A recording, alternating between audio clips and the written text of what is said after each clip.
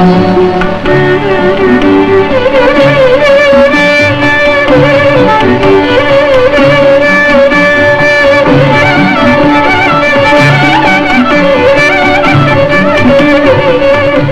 December 27, 1970, the President of India, in exercise of the powers conferred upon him by the Constitution, dissolves the Loksabha. Explaining the reasons for the dissolution of the Loksabha, the Prime Minister, Mrs. Indira Gandhi, says, "There comes a time in the life of a nation when the government of the day has to take an unusual step to cut through difficulties in order to solve the pressing problems with which the country is beset. The present is such a time. Therefore, on the advice of the Council of Ministers, the President has dissolved the Lok Sabha before its full term. In a parliamentary democracy, this is not unusual, but in India it has happened for the first time." The task of organizing and conducting the poll, revision of electoral rolls, and other works regarding the midterm election are with the Election Commission.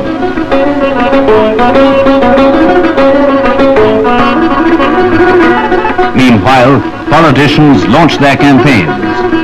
Numerous ideologies and manifestos, blending fact and fiction, flash at the people. About a score of political parties and innumerable independents offer a wide range of political choice to the electorate.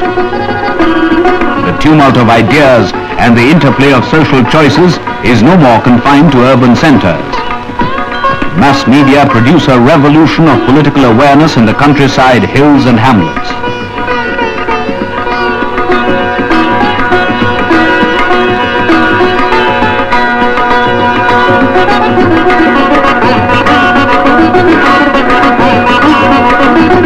Meetings become mammoth. One way of fighting is the formation of alliances.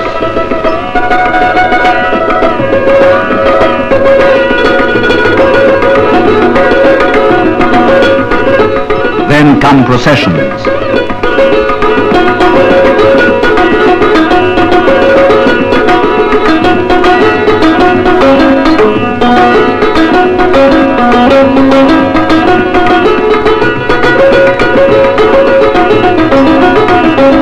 Door-to-door campaigns are organized. Advertisements and posters speak well for the candidates.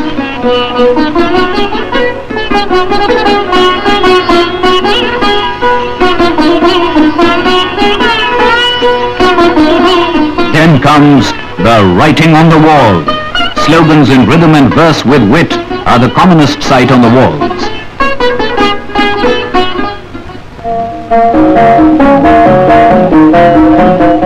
March 1971, the country goes to the polls. Elections are spread out from the 1st to the 10th of March. The strength of the electorate is about 275 million.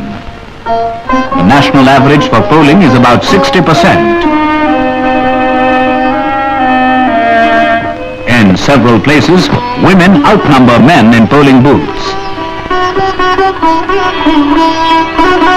Polling lays stress on the exercise of franchise by women, underprivileged classes of society, invalids, and the physically handicapped.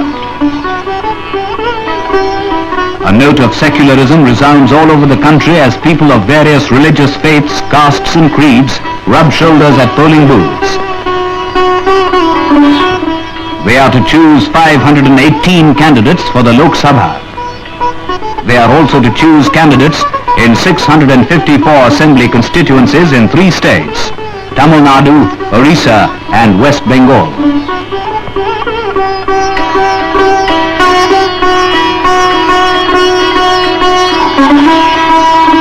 Voting is a battle of the ballot in secrecy.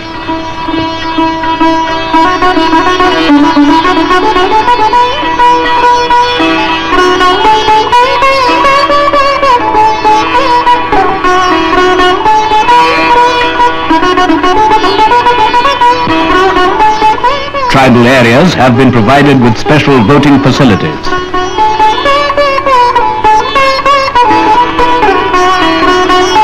Mobile polling stations are a new device to ensure voting.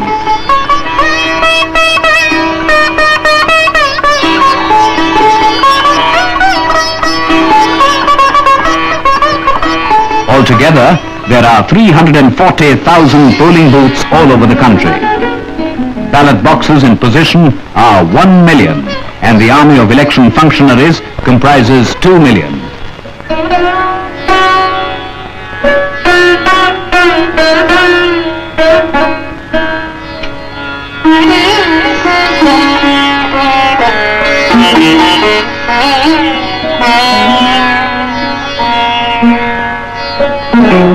At 5 o'clock every evening, the polling is stopped.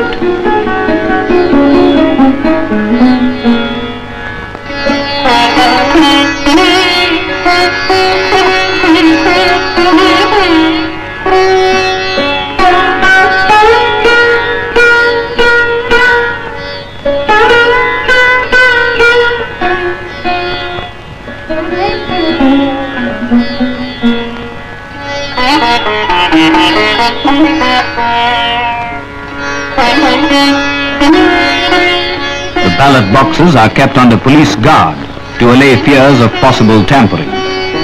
The arrangement becomes necessary on account of a long interval between polling and counting.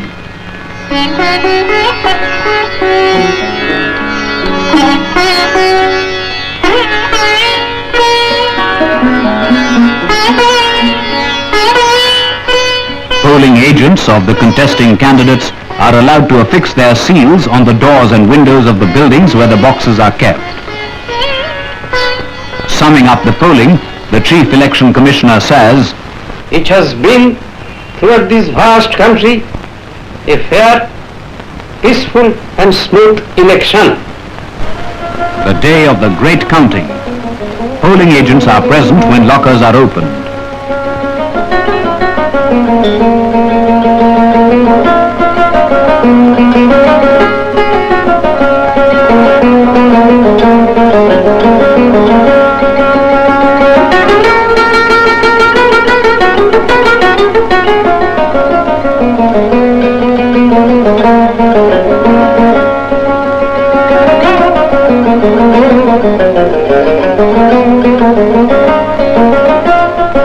A new system of counting is introduced for the first time. The ballot papers used at all the polling stations in a constituency are mixed together and then counted.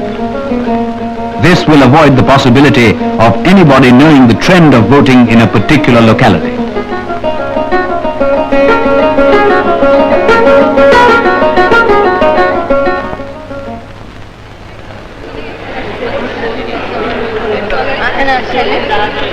The vigilant party representatives keep a watch over the counting.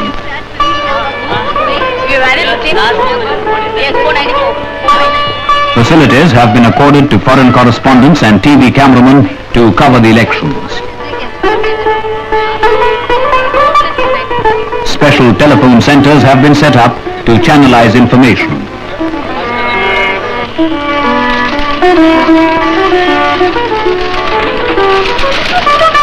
All India Radio beams election news in hourly bulletins.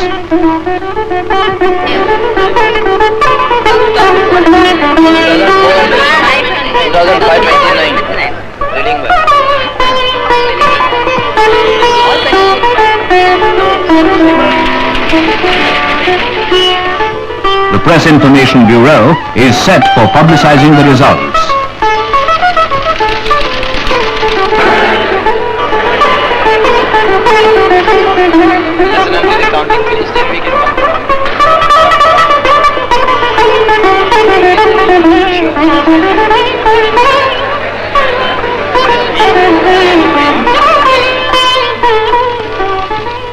The whole nation waits tensely for the results.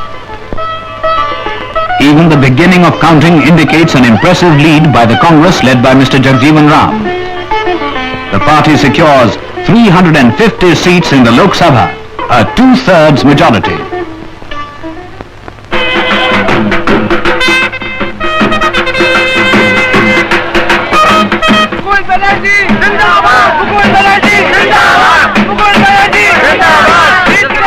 The 11th of March 1971. At an informal press conference, Mrs. Indira Gandhi says, Well, I can only say that one feels exceedingly humble when we see the faith and trust of the people because there's no doubt that this faith increases our responsibility. The responsibility is always there, but with this kind of a mandate, one feels all the more urged to do something quickly. I can only thank the people very warmly for the manner in which they have helped. The same evening, admirers congratulate her.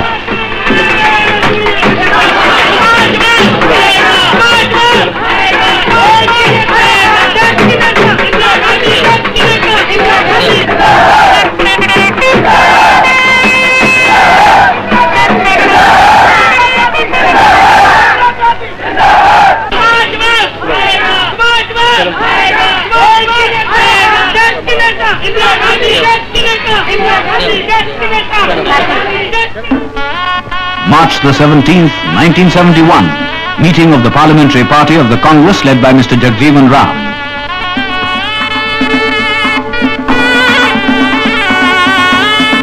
Mrs. Gandhi is proposed as the leader of the Parliamentary Party by the President of the Congress, Mr. Jagjeevan Ram. Mr. Y.B. Chauhan seconds the proposal. Mrs. Gandhi is unanimously elected the leader.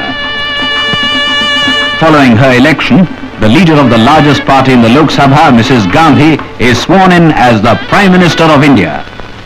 I, Indira Gandhi, Do solemnly affirm that I will bear true faith